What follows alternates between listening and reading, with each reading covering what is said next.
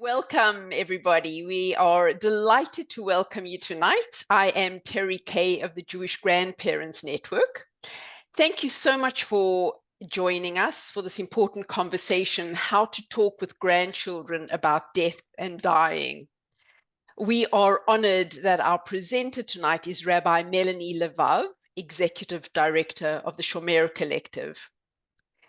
We would like to express our deep gratitude to David Raphael, JGN's co-founder and CEO, my dear colleague, who sponsored tonight's event in memory of his father. I'd also like to say a big thank you to Zoe Fleischer of Tiny Windows Consulting and Sarah Reed, our JGN colleague, who are helping us facilitate tonight. Just a tiny bit of housekeeping. If you have a question, please write it in the chat box or raise your Zoom hand, and we will invite you to unmute yourself. And if your camera is on, we will spotlight you. A big thank you to those of you who submitted questions in advance. Rabbi Melanie will get to as many of them as she can. Now, may I turn over the mic to the wonderful Rabbi Melanie Levav, who has told me that she is perfectly happy to introduce herself. Thank you so much, Terry. Thank you so much for inviting me to be with you tonight. It's so great to see so many of you joining us, especially just a couple of days before Rosh Hashanah. By way of background, I want to share that I come to this work and focusing my career on end-of-life care and conversations in the Jewish community as a result of my own personal and professional experiences talking about or not talking about death and dying in Jewish communities.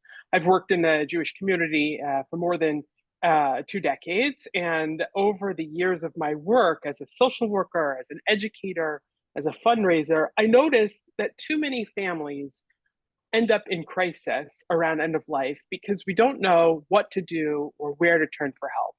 And I got curious about what we were missing much further upstream to help families avoid finding themselves in these crises. And I recognized that talking about death and dying early and often, as I like to say, could be part of the answer. I also knew that Jewish wisdom and tradition had a lot to offer. We hear people say all the time, Jews do death well. And yet, how are we ending up in these places where it didn't feel like that at all? So at the age of 39, a decade ago, I went back to school. I went to rabbinical school, approaching 40, recognizing that the work that I wanted to do needed to be grounded in the wisdom of our traditions. And during rabbinical school, I trained to become a chaplain. I'm now a board certified chaplain. And since that time, I've also earned a certificate as an end-of-life doula. My explorations in this field led me into conversations with people who had experienced the deaths of loved ones, deaths that they wish had been different in one way or another. And those conversations eventually led to the creation of Shomer Collective, the organization that I'm privileged to run. The word Shomer in Hebrew, as many of you know, means guard. And it's the name of the role, the person or the people who take turns sitting with the body from the time of death until burial, usually guarding the body, but spiritually providing accompaniment to the soul as it begins its journey of separation from the body. Our work at Shomer Collective is meant to evoke that idea of sacred accompaniment as we serve as a concierge, as a curator of resources, a convener of professionals, and as a change agent working to normalize conversations about death and dying at every age and stage of Jewish life, and doing that guided by and inspired by Jewish wisdom. So that's a little bit of background. I'll pop a link to our work in the chat a little bit later on. I'm going to share my screen and going to share with you the plan for tonight's conversation.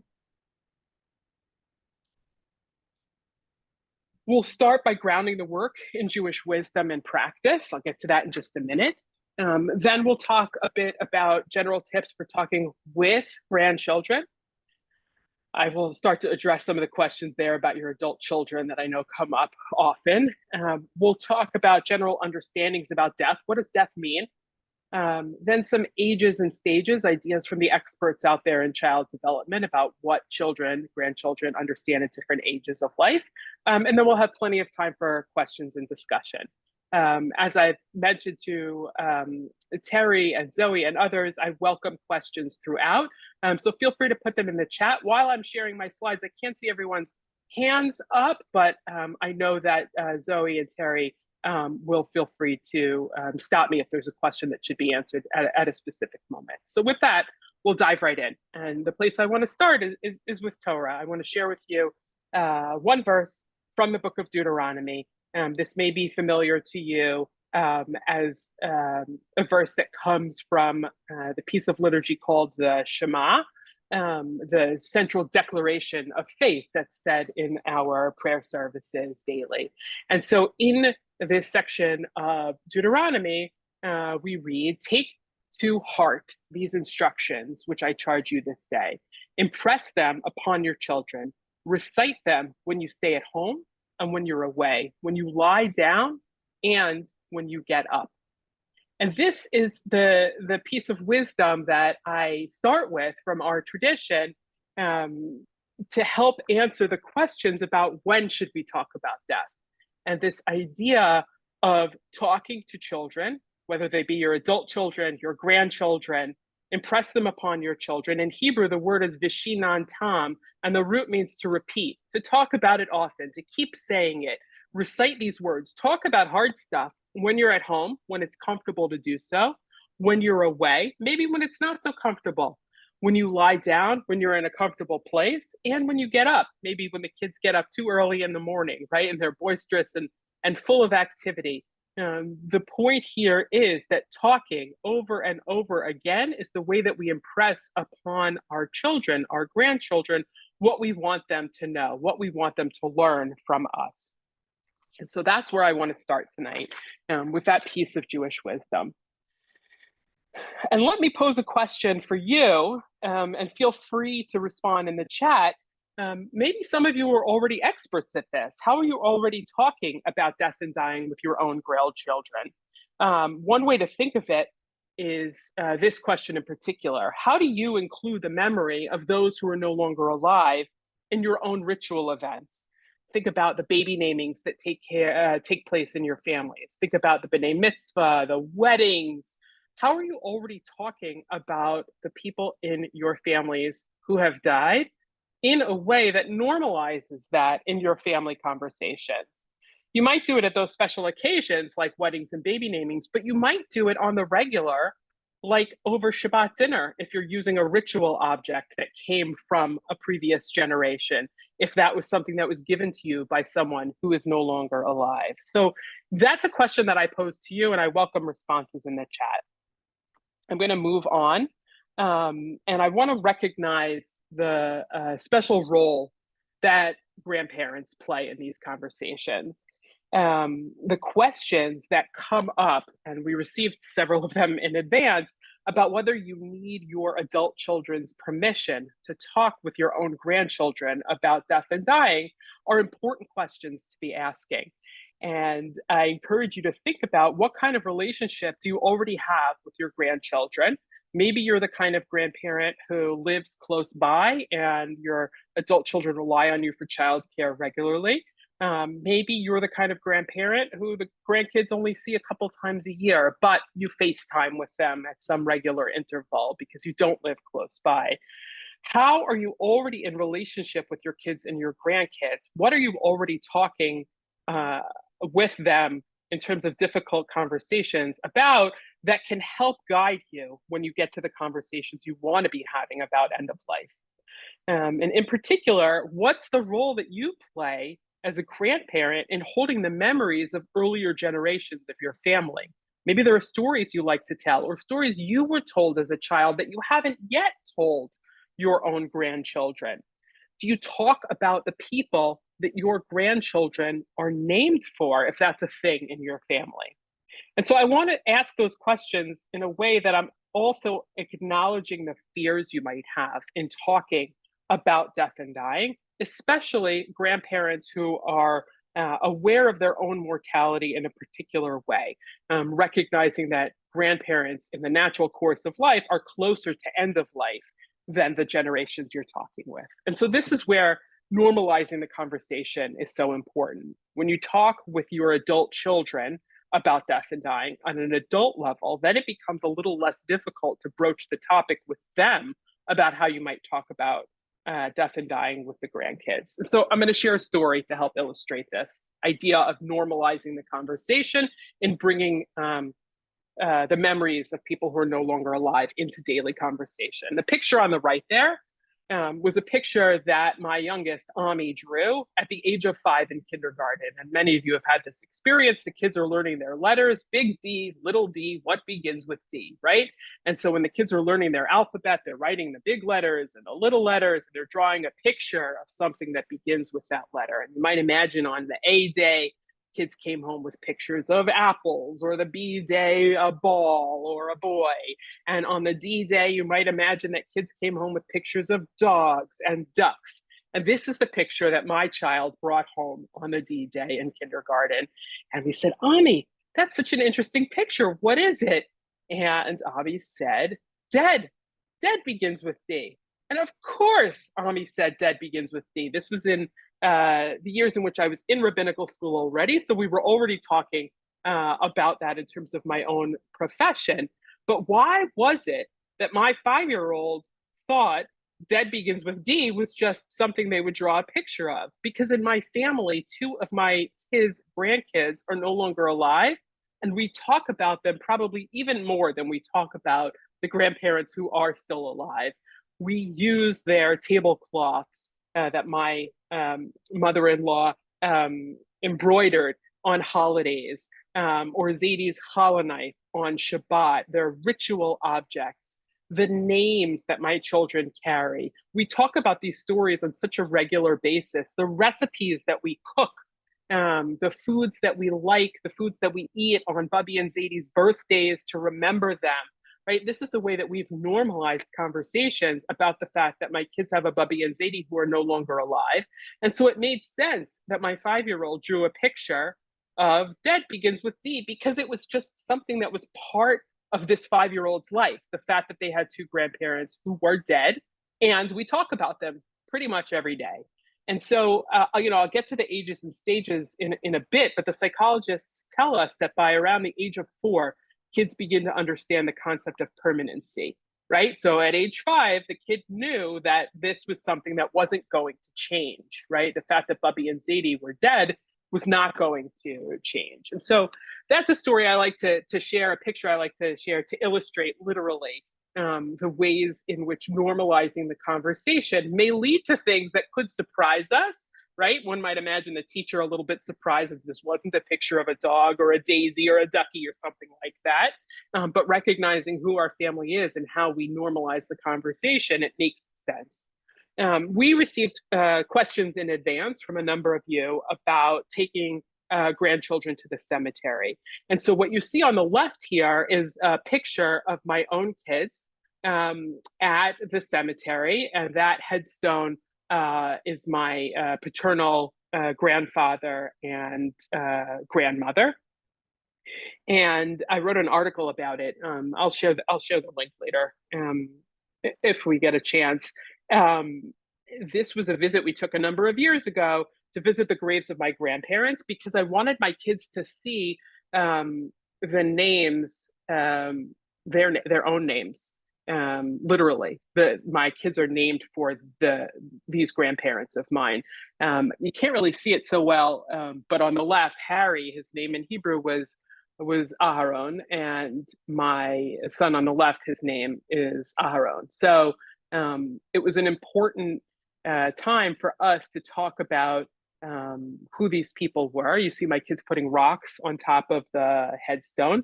And now this time of year is an especially fitting time. If it may be your custom, you may have grown up in a family where it was custom to visit the cemetery around the high holidays. It's a traditional time to pay a visit. If you're in a place where this is something that your family has done and it's fallen out of practice, giving you some encouragement to think about making it happen. Doesn't have to be next week, but to think about what stopped you. Certainly the kids' busy schedules, right? Soccer and art classes and Hebrew school and all the things that take place in their precious free time. But what would it look like to take your kids to the cemetery? Visiting the cemetery, as families normalizes the experience. And the reason that I encourage you to do it with your kids, with your grandkids, is because you'll have access to stories, right? More than your own adult children may. And you don't necessarily want your grandkids' first visit to the cemetery to be one in which they're attending the burial of someone they knew. So by taking the kids, this was on a Sunday, we just went to visit all of the grandparents' graves, my grandparents' graves in one day. It just made it a thing that was separate from the time that they died, so that the conversation didn't need to be focused on the burial, which is an entirely other conversation. I'm happy to talk about that also. Let me stop here. I'm going to stop sharing and take a look at the chat and see if there are any questions that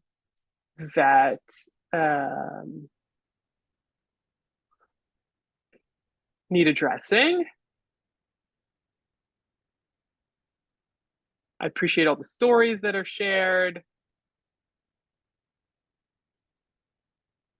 We also invite you to raise, if you'd like to raise your Zoom hand and unmute yourself to ask a question. Now's a good time. Great. Thank you, Or David, later. for asking the question about what to do when loved ones are not buried nearby, right? One of the reasons that we don't talk about death and dying as often as we might is because of the way we live our lives now. I would imagine that a couple hundred years ago, my relatives in Eastern Europe were experiencing death quite different from the way we experience it now, right? In the last 100 years, we've pushed death out of our view because of the way that we live. Death happens in healthcare facilities, in hospitals, and long-term care facilities. It's no longer happening in the shtetl that my ancestors lived in. It's not happening in the home in the ways that it once did. That I would imagine, even if the kids were pushed out of the room, it was still something that was in closer proximity to the kids and the grandkids than it is today. So when you don't live nearby, one of the things that you might want to think about is, how do you still tell the stories of the people? Right? I talk about, when I turned 40, I decided it was important for me to buy our burial plots. And so I talk about the burial plots that my father's family are buried in, were purchased by my grandfather, who was an immigrant, belonged to a Landsmannschaft, a mutual aid society of Jews who came from certain places, would then join together in the new country and do things like pool their meager resources to buy places to bury their dead. And so even if we weren't visiting it, it's still a story that can be told, right? So when you're visiting with your grandkids, whether it's by FaceTime or in person, what are the stories that you can tell in a way that incorporates some of the things that you wish you could do in person, but you can't do in person? Are there pictures? On my spouse's side of the family, there are relatives that were buried before World War II in Europe, whose headstones my kids will not likely visit in their lifetime, places that we would not go back to, or haven't yet decided to go back to.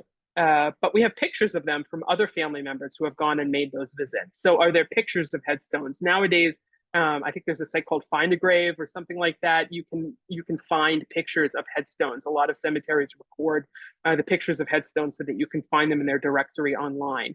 Maybe if you make a visit, it's a picture you take, you share it with your adult children, and that's one way to start a conversation. So a question came up about, how do you answer questions about where are they, the people that died? I'm going to talk about that in just a minute. And I want to share the screen again to get to that so I can illustrate it. So here are some general ideas I recommend you think about when you're talking about death and dying, whether it's with your adult children, if you get to have these conversations, or with grandchildren. Death is irreversible. It's permanent. Death is final. All bodily functioning stops with death.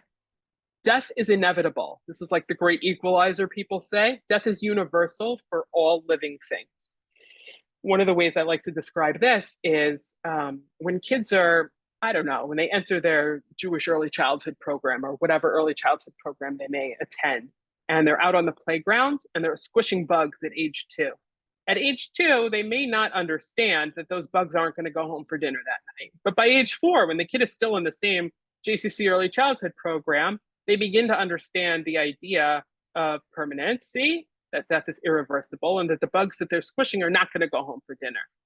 You can normalize this idea that death is universal for all living things by using the examples of the things that you're doing with your grandchildren. Are you taking a walk this fall in a place where the leaves fall off the trees? What's the conversation when you're picking up the colorful leaves and maybe you're pressing them in a book or whatever other things you might do if you're in a place where the leaves change colors, that normalizes talking about the cycles of life in nature, right? The universality of this idea that all living things come to an end, all living things die, is an important concept when you're talking about how do we understand what death means. And the last piece of this is about causality. What causes death? And this is a much harder conversation to have. The experts tell us that children, this, children are literal, and children need literal descriptions, right? So I encourage you to think about the ways that we too often use euphemisms because that's how we've been taught. Grandma passed away. What does it mean to pass away?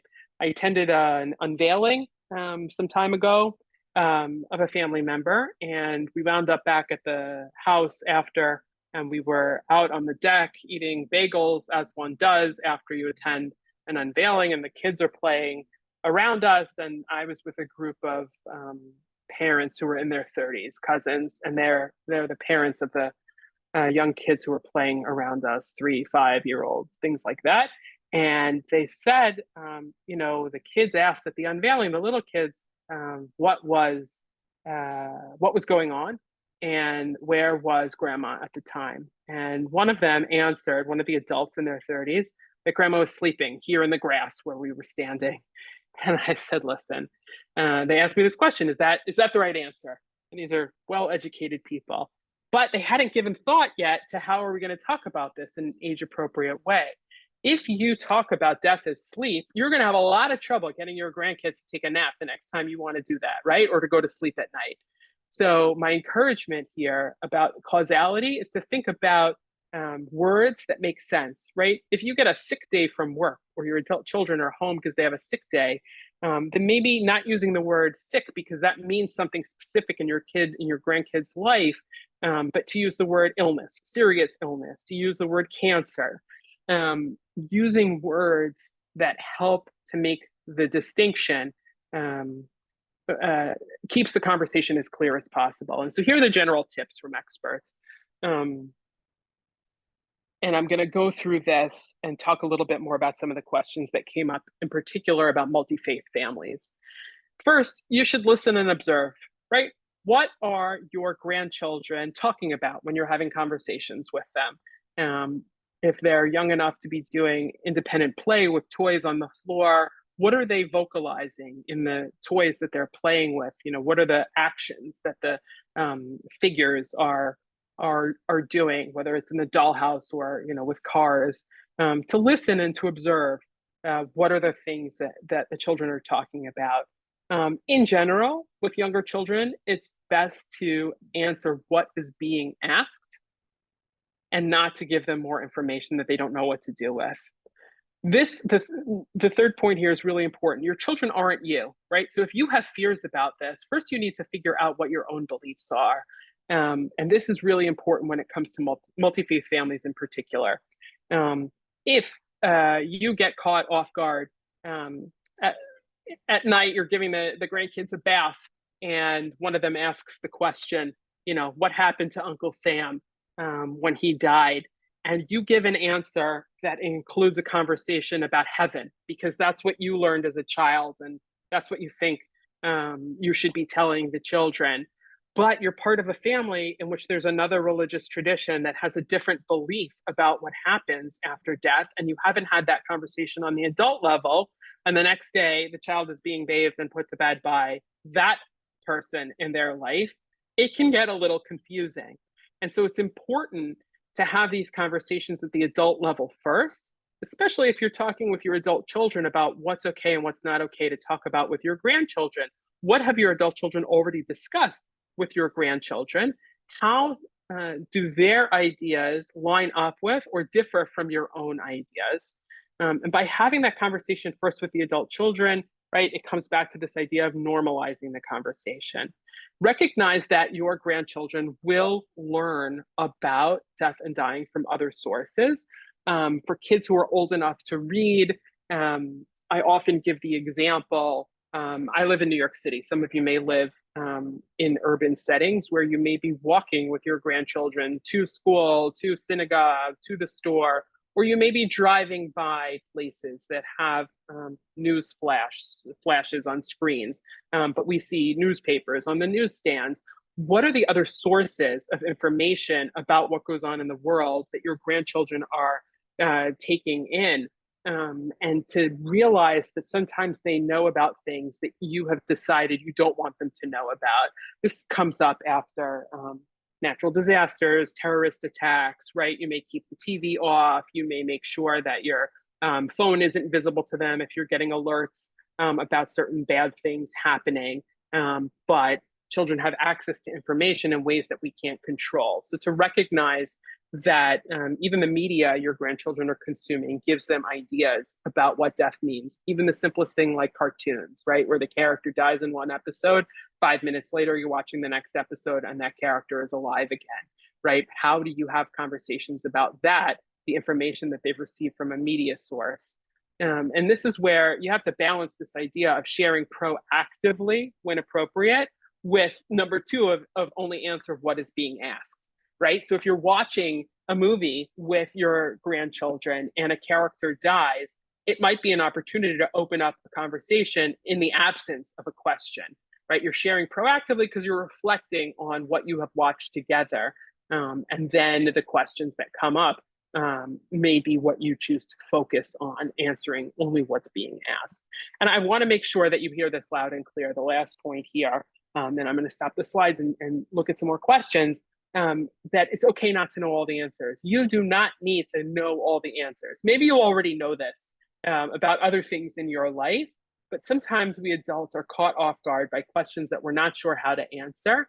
And it's okay to say, I don't know. Let's think about that, right? What are the simpler questions that you get from your grandchildren where it's easy to just look it up, right? Let's go to Google. Let's take out the phone. Let's go, if you still do this, to the bookshelf, right? And look it up in a book. The fact that we don't know everything also normalizes our own existence with those who are younger than us. So I'm going to stop there. Go ahead. Martin, yeah, Martin, would you like to ask your question on mic? I think it's a really good one, and want to make sure that you can be heard. Sure. I'm just going to read my question. I think it's self-explanatory, but Yes. We talk about the fact that young children can often experience emotional trauma when they realize for the first time that death of their parents is inevitable. How might this overwhelming separation anxiety be best handled? Yeah. I wonder what you think about your own question, Martin, if you've had an experience that taught you that this is something that you need to give thought to.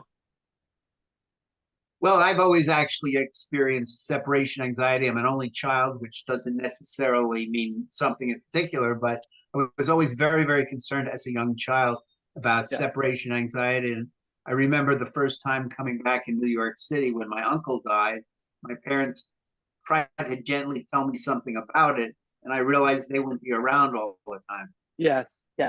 It is a harsh realization when kids recognize that death is permanent and we're never going to see this person who I love very much ever again.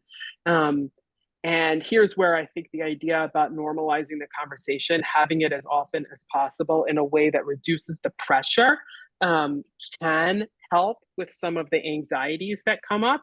It's normal for kids to have separation anxiety, and it's normal for us, even as adults, to have even greater anxiety about the separations we know that will be permanent, right? So when we talk about dropping kids off of the early childhood program, we always had a mantra, mommy always comes back. And that's how we dealt with our eldest who had separation anxiety about dropping being dropped off at preschool. But you can't use that same mantra when you're talking about someone who has died. So what are the ways that you comfort yourself in the place of death being a scary thing, right? Your uncle is no longer alive, but maybe having some of those memories, maybe talking about them, keeping the memory alive is a very Jewish idea. And bringing that into the conversations about, we're not going to see Bubby anymore, but we still think about her. We talk about her. We look at the pictures that we have of the fun times that we had with her, right? If it is your family's belief and it is your story that you will see Bubby again, then talk about that. But that's an adult level conversation I encourage you to think about having first with the adults involved in this child's life, right? The grandchild's parents, so that you're on the same page and don't offer mixed messages.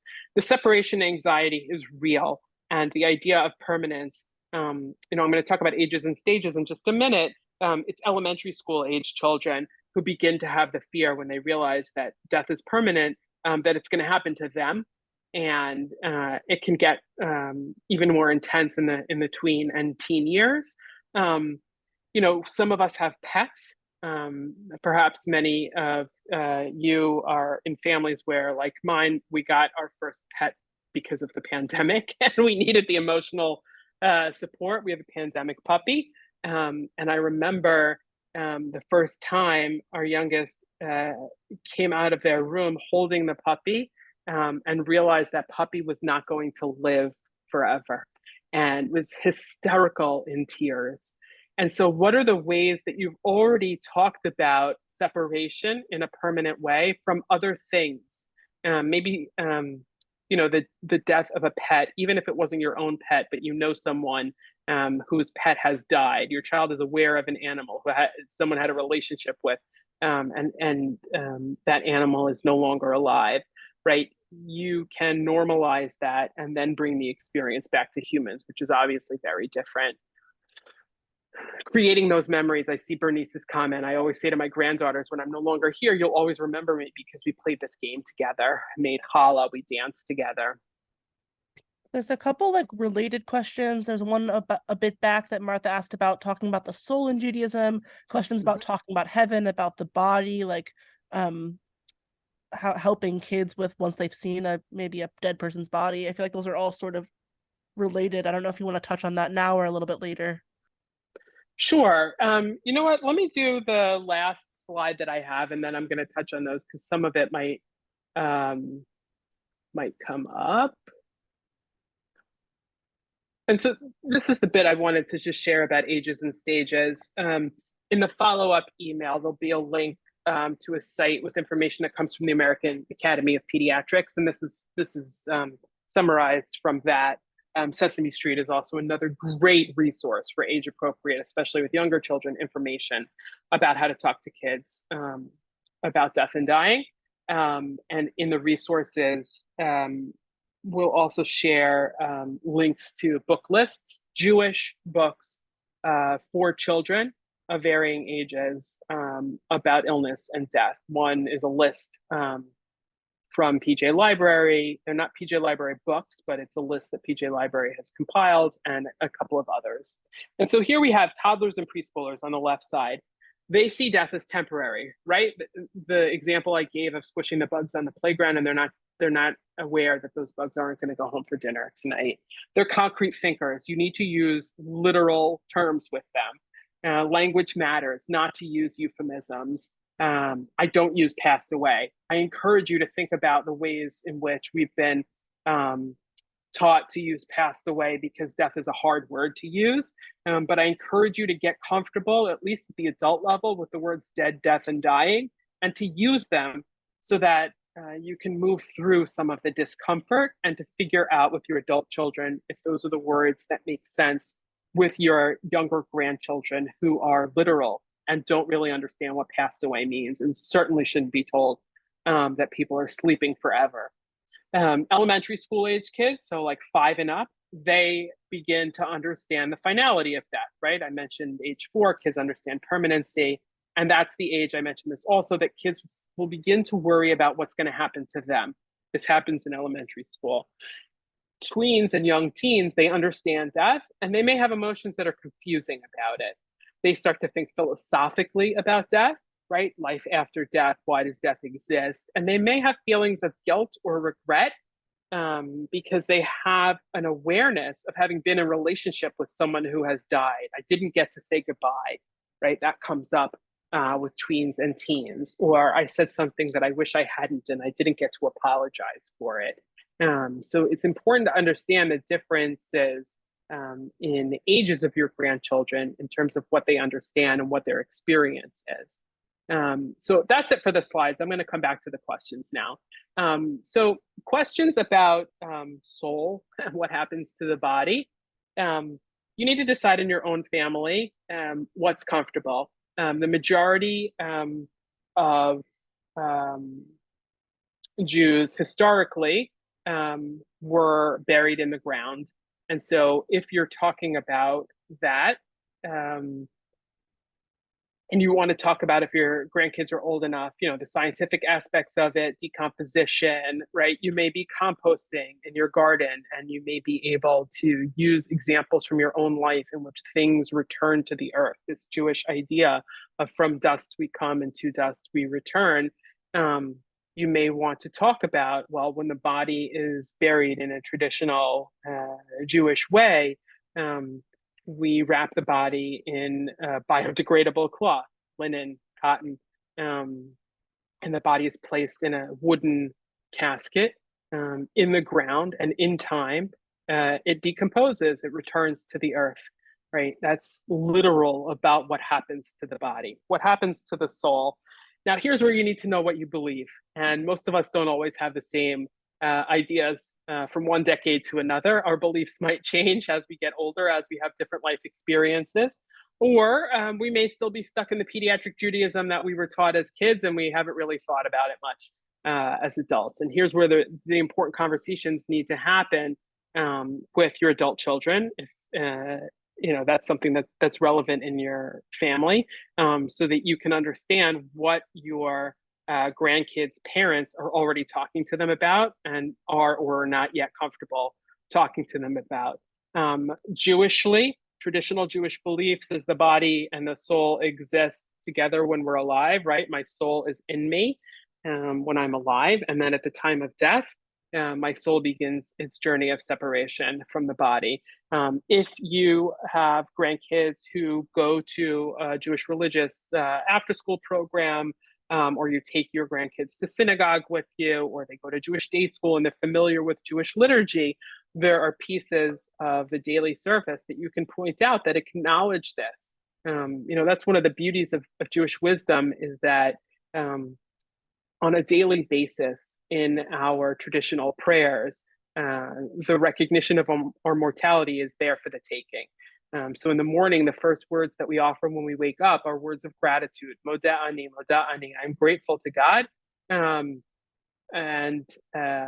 You know, part of the opening liturgy includes the idea that my soul was returned to me, because the rabbis of our tradition had this idea that our soul was in God's hands while we were asleep. And that when we woke up in the morning, we give thanks for the fact that it was returned to me, because that wasn't guaranteed. There's no guarantee I'm going to wake up tomorrow. And that still is true today. And the last thing we say before we go to sleep at night, traditionally, liturgically, is Shema, that declaration of faith. Hear, O Israel, God is one. On the bed, literally, we say it in bed before we go to sleep at night. You may have learned it as Shema al Hamita, Shema said on the bed. I call it Vidui al Hamita. There's a piece of Jewish liturgy that said bedside before death. The end of life confession is the often used translation for it. And the centerpiece of that is also the Shema, this declaration of faith before we die. And we say it at night before we go to sleep, recognizing there's no guarantee we're going to wake up in the morning. I'm not suggesting you discuss it in this way with your 5-year-old. What I am pointing out are the ways that the recognition of mortality exists in our grandkids, in your grandkids' lives, that you may not think of it that way. And so it's a way in to think about what already exists in Jewish tradition. If your grandkids are learning biblical stories as part of their religious upbringing, even in a multi-faith family, right? Those stories are full of life and death.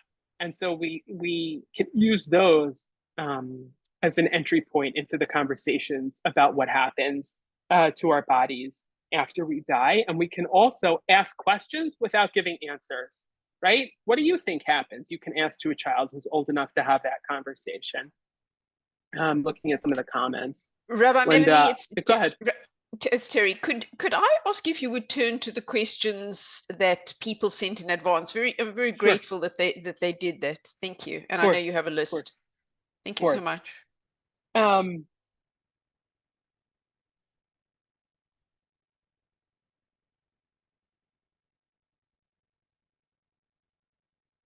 Yeah, I'm just looking at my notes. When to bring it up versus don't bring it unless the kids bring it up.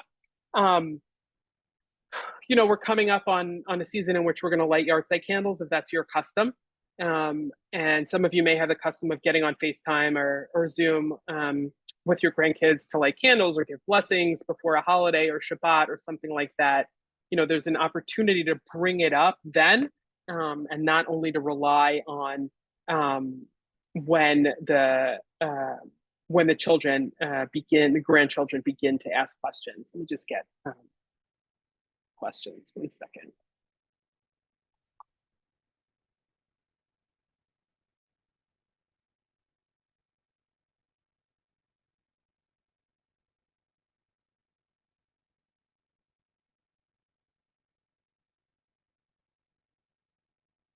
Are there any other comments that are coming up? Go ahead. Well, I have it open on my screen, Rabbi Melanie, so I'm happy to read you a question or two just to save you the stress. Thanks.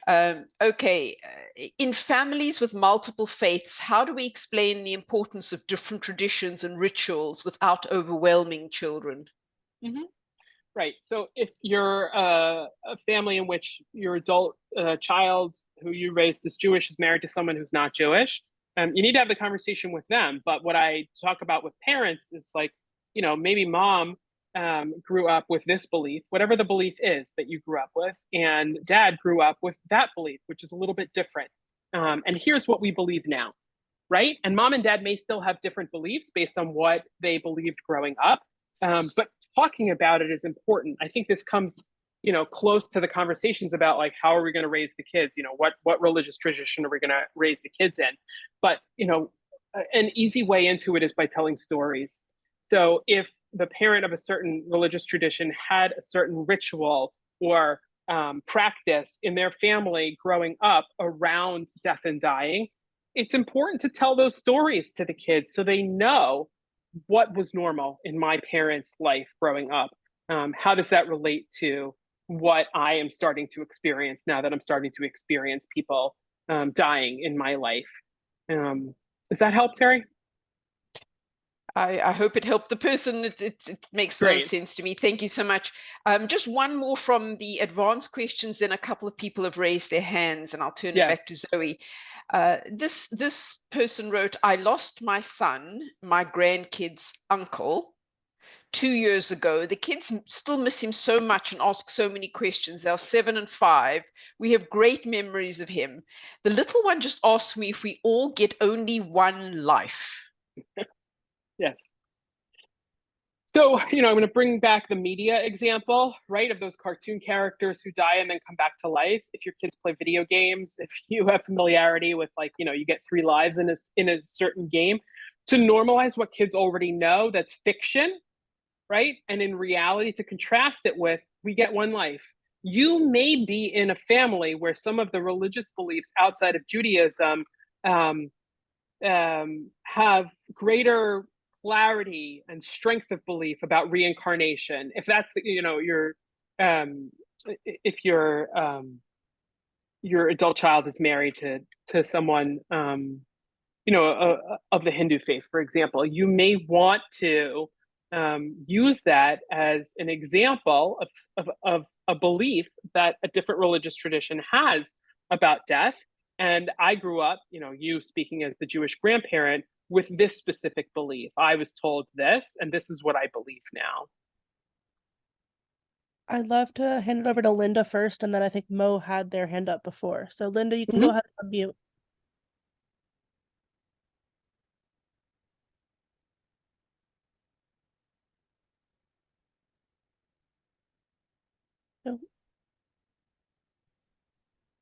You got to unmute, I think, now that you reconnected.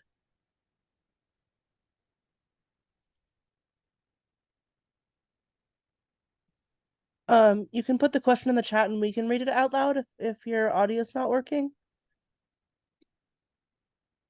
Maybe we'll come back to All Linda right. and jump to Mo. Yeah, absolutely. It's Michal.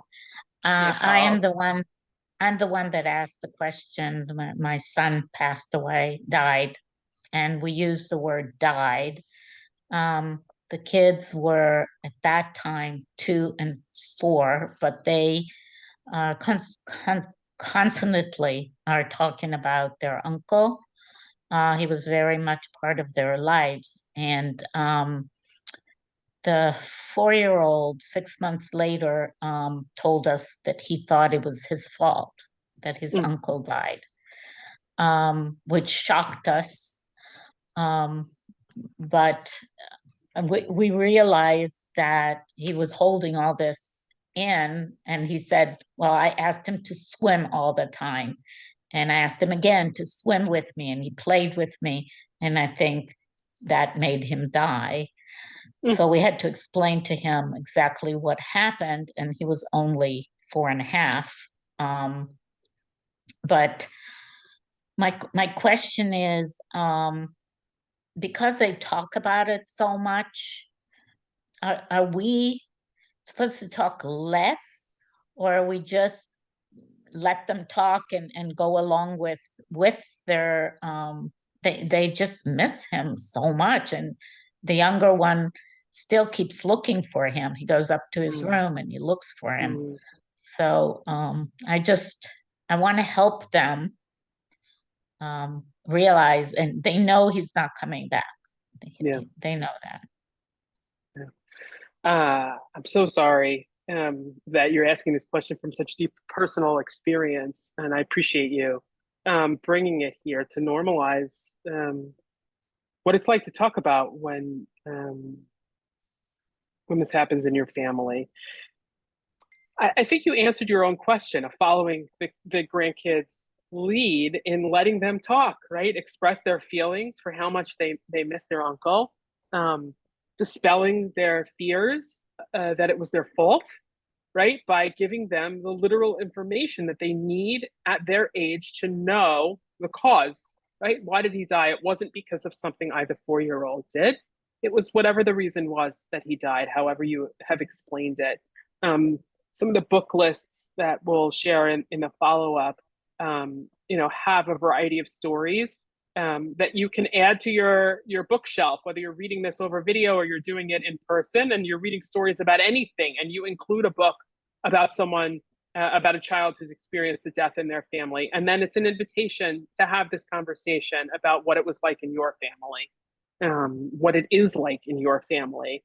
I would encourage you to continue following your grandkids' leads, and letting them express their feelings and addressing them as you have, with literal factual information that validates their feelings. I see there are a bunch of hands up. Yeah, go ahead. It's interesting to see how literal they are, because they know he's not coming back. They know he's not alive. But when they go to the grave, we put butterflies with sticks, and no, don't do that. That's where his head is, and this is where his, But we feed the homeless twice a year in honor of Ari, and they're very much part of it. So I'm just trying to incorporate things that he did in his lifetime with them. But sometimes I feel like maybe we're doing too much.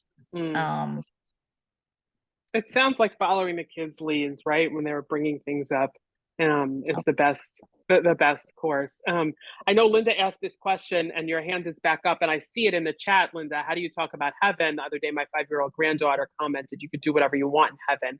And there are water parks there. It really threw me, right? This is an important, Linda, I see you're off mute now. You want to say something else? Okay. So, with a 5-year-old, some of the books that we recommend may be helpful in having the conversation, and allowing the child to express their own curiosities, right? Maybe there are water parks in heaven. We don't know the answer to that question, right? Following their lead about there being something after this life and allowing that to be an open question, without needing to have definitive answers, right? It throws us because we're not prepared for it. But being able to respond in that way where we follow the child's lead and we admit that we don't know all the answers can help us to find our way through the conversation, right? Without needing to land on the definitive, there is a heaven, there isn't a heaven. But, I don't know. Maybe you communicate in your own way with people who are no longer alive, right? You might talk to them in your mind. You may talk to them out loud. What does that say about your beliefs, even if you haven't fully formed the idea that those people's spirits still exist? Maybe you're someone who believes that the spirits of people who are no longer alive, that energy flows back into the world, right? That there's some likeness between the grandchildren who we name after our own dead relatives and the people who are no longer alive, right? We talk about that. Anyway, let's take some more of the questions that have come up. With the hands. Zoe, you want to help with that? Yeah, SAK, so I don't know what your name is. I see your initials maybe on the screen. If you want to unmute, I see your hand up. There we go. Sack, your turn. My question has to do with the comment I hear that drives me nuts, which is, don't worry about it. We'll meet again in the next life. And for little kids, that means, so if I get hit by a car, I get to go spend more time with grandma than my sibling does. Or it encourages to me for kids who aren't always, as they grow up, feeling the happiest they should feel. It's like, well, I can always go be with grandma when nobody else can be with. Or how do we help them understand that your best description was decomposing? Leaves decompose in the fall. How do we guide kids? My grandkids, 2 of my grandkids have 2 grandparents that are in the process of dying. And I haven't talked to their parents, like you suggest, I haven't talked to their parents, so I'm not going to talk about to them the subject, but right. Both of them are coming from worlds that say, it's okay, we'll all join up later. It drives me nuts. The thing that happens before we join up later is life, right? So how do you talk about life? And, we have a helpful quote from Torah, choose life, right? And how do you talk about the experiences that you have in this life with your grandchildren so that you prioritize getting the most out of life, living life to the fullest, right? What other phrases can we throw in there to elevate this idea that living is where it's at, right? This is what we want. And it's the second best thing that once someone dies, there's this idea that we might join up in the future. We might see them again. But how can we maximize the relationships that we have while we're alive? How can we continue to keep their memories alive, right, in our lives today? We use their ritual objects. We think about the clothes they bought for us that we've outgrown, the investments they made that will pay for our college, whatever the things are, right? Concrete, not concrete, material, values. We haven't talked really about ethical wills at all, but this is something you can come to Shomer Collective on our website. We've done some programming around ethical wills, right? How do you communicate your values to those who will live beyond your lifetime? And you may already be able to identify some of that in the way that your kids are raising your grandkids. according to values that you gave to your kids or that their grandparents gave to them. So talking about this life, I think, helps to lift up life as the priority and death as the secondary piece. David, I see your hand is up. Yeah, I think that actually follows up on what you just said, but also what some of the former presenter mentioned, is that there seems to be something very potent about doing something annual, some tradition that honors the person who had died, giving tzedakah, planting a tree, doing something that honors, but also it syncs with their values, like giving tzedakah. Could you talk about that for a minute? Sure.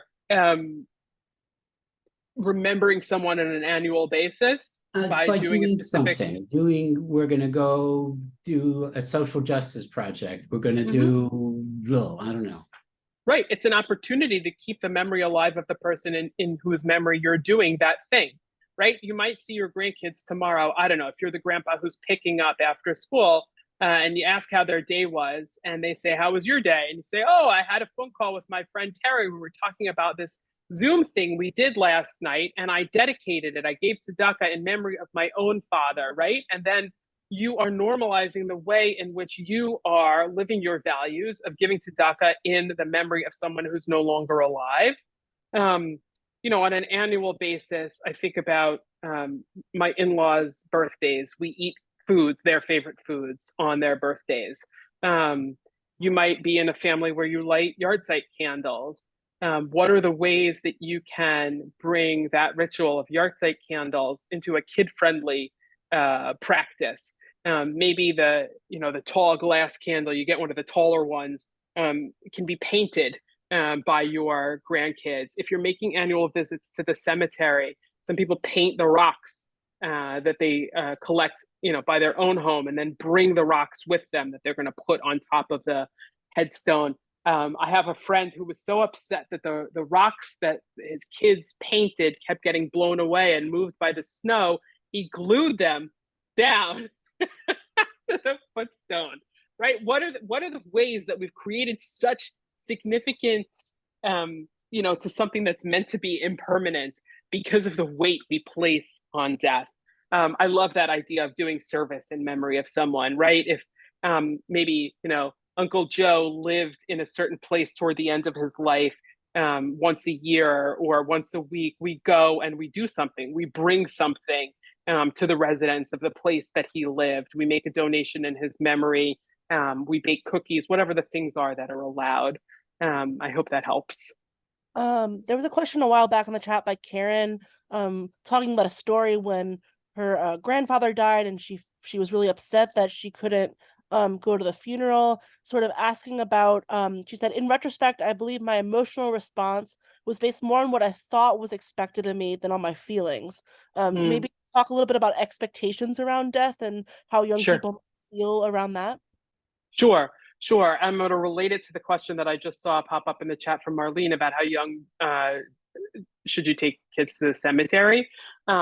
It's important to talk to kids about what to expect if you're taking them to a funeral and to the cemetery. What are they going to see? What's it going to smell like? What's it going to feel like? Are my shoes going to get muddy? My new shoes that you just bought me for school, right? Some of us who have neurodivergence in our families may be aware of the idea of a social story, right? How do you tell a story about what to expect so that you can understand what behavior is expected of me in this setting, right? When we go to a funeral, it's like when we go to services on Shabbat, there will be someone speaking at the front of the room. The rest of us will be quiet. There will be times when we're asked to stand up and other times when we sit down. There will be times where some people will be singing and not everyone will know the words, and we will just join in because we do or don't know the words, right? We will file out in this way. The body will be in the room, won't be in the room, will be in a casket, will be covered by, a piece of cloth.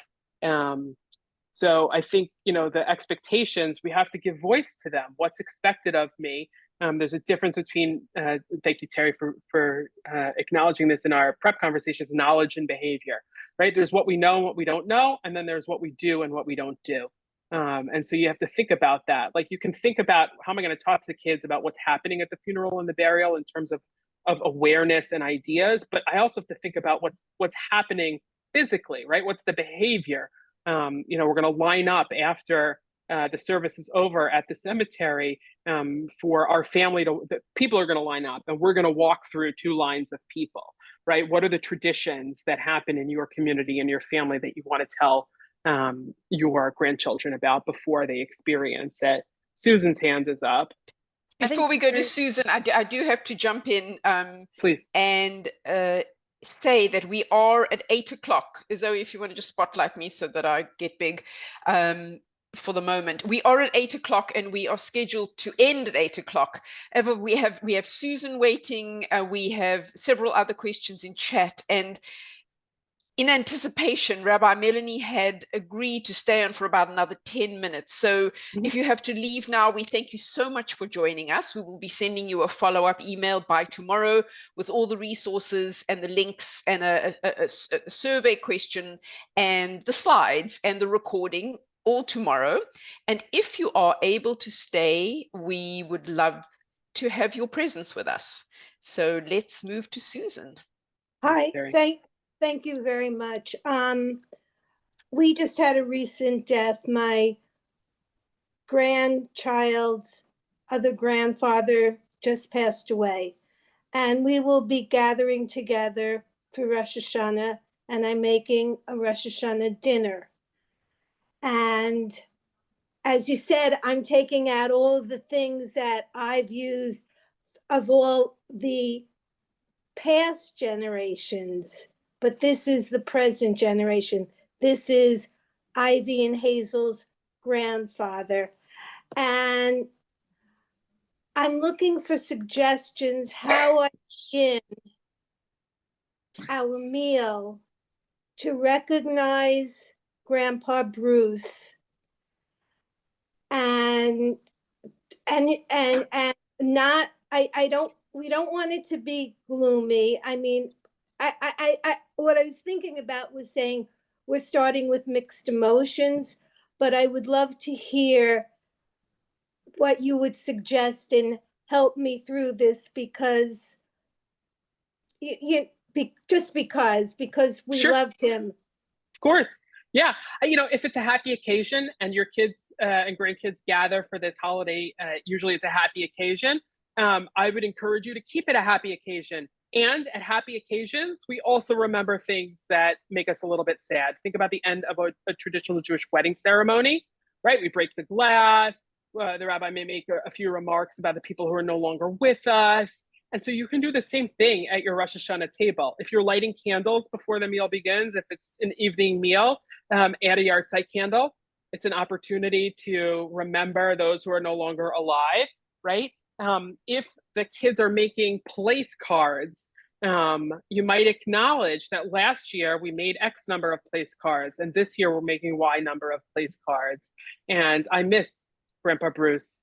It makes me sad that he's no longer with us. And in his memory, we're going to have an extra helping of whatever his favorite food was, or I made the chocolate cookies that he used to devour, right? What are the ways that you can incorporate his memory into the meal without placing a judgment on it, that this is a terrible thing, without dictating the feeling, but allowing the kids the space to express their own feelings, right? You're expressing your feeling. I am sad that he's no longer here.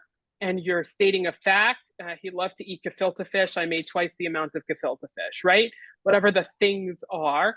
And then the kids say, oh, I hate the smell of the gefilte fish, but I'm so glad you made more of it because it helps me to remember Grandpa Bruce when he was here, right? There are ways that we can turn what we want to start with, our heavy feelings of like, we're mixed emotions about getting together for Rosh Hashanah.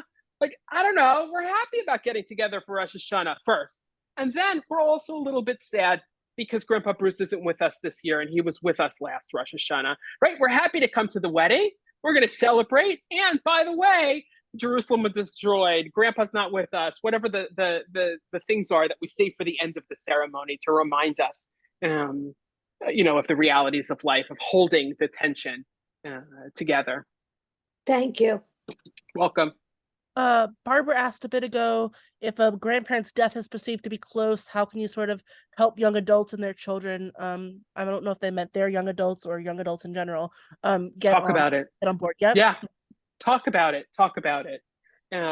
While you are well and have the opportunity to talk about it with your adult children and older grandchildren, talk about it. I'm not going to live forever. Even Moses the prophet didn't live forever, right? That's where we are in the cycle of Torah reading. We're in the portions now. We'll take a pause for the Rosh Hashanah readings this Shabbat, but we're in the portions where Moses is told by God, you're about to die. You're not making it into the promised land. And I'm just like Moses. I may be a prophet, but I'm not going to live forever either. And you got to talk to your adult children about it. If you have not done advanced care planning, I welcome you to sign up for the Shomer Collective newsletter. I put the link in the chat a little while ago. We have a Jewishly inflected advanced care planning conversation called What Matters.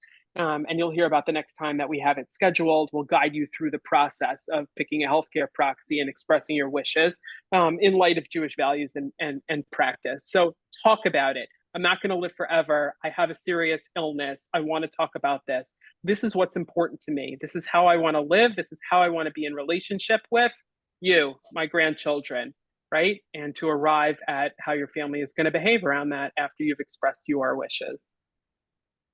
Beautiful. I think that answers Margot's question a bit as well. I saw Maxine, you said you had a question a while ago. Are you still on? You still want to chat?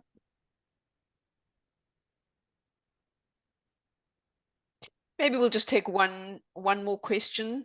Zoe, are there any remaining questions? I'll take the one from Margot. My husband is in a skilled care facility with Lewy body dementia. My granddaughter is 4 and asking about him and why he can't walk or talk. One of the literal things that I think it's helpful to talk about with kids when we talk about death as a result of illness or old age is that bodies stop working. And sometimes it happens sooner because of a serious illness. You can lead into the conversation of when our bodies stop working as what happens when someone dies. It's a very Jewish idea. Understanding, when the body stops working, that's when death has taken place. And Margot, but what do you tell a 4-year-old? That your husband has a serious illness. We don't know why he has this illness, or if you do know why he has this illness, right? There's some questions we don't have answers to, but we know that his body is not working the way it used to. And this is the way that we can still do whatever it is you do with him. Hold his hand, draw him pictures and hang them up so that he can still see them, right? The things that he used to be able to do, he's not going to be able to walk with you to the playground anymore. He can't push you on the swings anymore, but he can sit with you when you sing him a song that you learned in school this week. He can sit with you when you watch your favorite movie and you sing along to The Little Mermaid, right? What are the things we can do? His body doesn't work in the way that it used to, but what are the things that still work? What are the ways that we can still have connection? If you are bringing your grandchildren around when someone is close to dying, you're making a visit to a grandparent or other relative in hospice, hospice professionals will often talk about the importance of saying goodbye. And so when you have the opportunity to do that, it helps to bring closure to the relationship in this life. And I encourage you to think about the ways that even with young people, you can say goodbye and invite them to be part of saying goodbye, even if it's not the last goodbye. We might say goodbye because we're not sure if we're going to see you again, right? And that's an important piece of bringing closure. And another thing you might learn her from go ahead. But you're telling her now, I mean, he is in a facility with care and she has visited, but is that you're actually telling a child that you might not see grandpa again, or am I missing what you're saying? If you're at the place where you have an awareness from the healthcare professionals that death is near, I would encourage you to have the opportunity to say goodbye. Yes. Okay. And the other thing that hospice professionals will also often talk about are the senses. That hearing is the sense that the experts tell us is intact the longest. So that even if someone can't respond to you anymore, they can't grasp your hand when you place your hand on top of theirs, they can't hold it back, they can still hear you. And so allowing the expression of words, of feelings, of touch, is another way to involve younger children in the experience of letting go. Rabbi Melanie, we are going to close out now. I want to say a huge, huge, huge thank you for presenting us, for sharing with us this deeply, deeply meaningful conversation. We have, Zoe, you can bring Rabbi Melanie next to me here so that we can be close. Several people have written to me in chat that they would like to continue the conversation. So in our follow-up email, we will give you an opportunity to let us know if you would indeed like to continue in a small group conversation in some fashion. For now, I want to say a huge thank you to you, Rabbi Melanie, and to all of you for giving us so much of your time and for your investment in this presentation and for your quite beautiful questions. And with that, we will say good night, and we look forward to seeing you again soon.